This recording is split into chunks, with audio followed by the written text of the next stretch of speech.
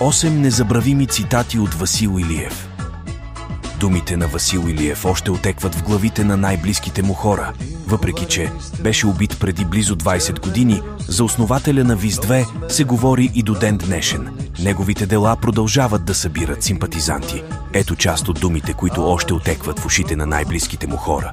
Научи, много думи чух, малко действия видях. Имаш право само на един живот. Ако не го живееш както искаш, защо го живееш изобщо? Не хапи този, който може да те изяде. Никога не взимам това, което мога. Винаги взимам това, което искам.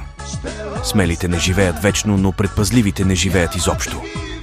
Пистолетът може никога да не ти потрябва, но е добре да го имаш, защото е по-добре 12 души да те съдят, отколкото 6 да те носят. Може да ме спре само Господ и куршумите. Знам на къде съм тръгнал и скоро ще стигна. Като стигна, няма да съжалявам. Взех всичко от живота.